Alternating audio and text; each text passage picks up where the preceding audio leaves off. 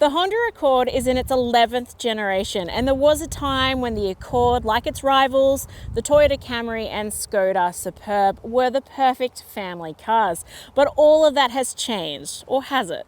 We're family testing the Accord to see if its new hybrid powertrain and design are worth a look in a world where SUVs truly reign supreme. So stay watching to see what we've discovered. The model lineup has been streamlined for the new Accord, and there's now only one variant available, the e:EV RS model. Despite only being available in one variant, it's not as highly specified as some of its rivals, and it sits just shy of the price tag of the more expensive and the top model version of the Skoda Superb. The standard kit for the new Accord includes leather-appointed upholstery, a panoramic sunroof, electric front seats, and a new 12.3-inch touchscreen multimedia system that includes built-in sat-nav and Google Apps. The features list is pretty good, but its rivals do sport some luxury extras like heated and cooled front seats and a heated steering wheel. But if you're after the full specs, check out my full review at carsguide.com.au.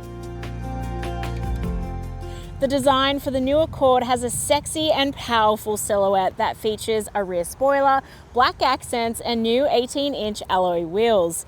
The chunky grille has been moved in favor of one that's more sleek and sporty looking with RS badging. The interior is simply styled but quite timeless. The dashboard features really nice clean lines.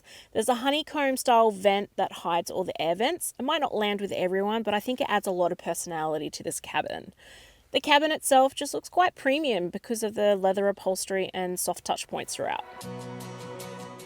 Access to the front row is really good because it has wide door apertures, but it is a low car to get in and out of because of the 134mm ground clearance. The seats are really well padded and add a lot of comfort for a longer trip. They're both electric, which I like, but it is disappointing that you don't get lumbar support on the passenger side as well. The traditional gear shifter is really nice to see, and the steering wheel feels great underneath the hands. I also like how practical the extendable sun visors are up front. Individual storage is okay with a large middle console and a sunglasses holder. A few extra cubbies would have been welcomed though. I do like how large the cup holders are and that they're tiered because it makes them much easier to access. The new touchscreen multimedia system looks really good, but is a bit of a pain in the butt to use until you spend quite a bit of time with it. It's just not intuitive. I do like how responsive the screen is and that you get those built-in apps though. This model now gets wired and wireless Apple CarPlay and Android Auto. It did take a beat for me to get the wireless CarPlay up and running, but we got there in the end. The charging options are good with 2 USB-C ports, a 12-volt socket, and a wireless charging pad to choose from. Access to the back row is really good, and I have so much legroom back here, it's fantastic. I also have pretty good headroom for my 168cm height. You might feel like it's a little bit tight if you're a bit taller than me though.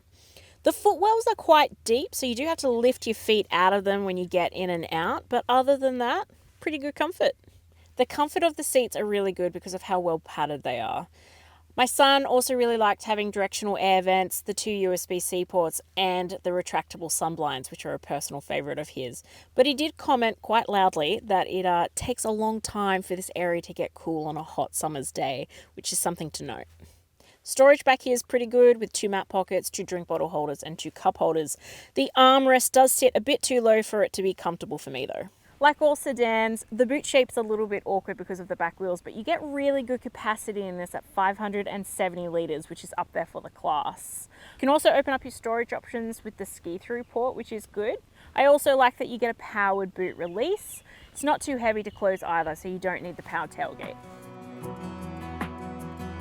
Our test vehicle has an electric continuously variable transmission and a new self-charging hybrid powertrain that includes 2 electric motors and a 2-litre 4-cylinder petrol engine that combine to produce 135 kilowatts of power and 335 newton meters of torque, which is plenty enough power for a sedan of this size. The power delivery for the new Accord is pretty punchy, and I like how responsive it is in most situations. The only time there can be a little bit of a lag between gear changing is really when you're getting up to speed, and that's if you're doing it quickly. This handles like a dream. Honestly, the steering, how stable it feels, even when you're hitting high winds, it feels really firmly planted in its lane, and that's wonderful. You tend to stay in the EV mode when you're at lower speeds or when you're just cruising at the highway at a consistent speed.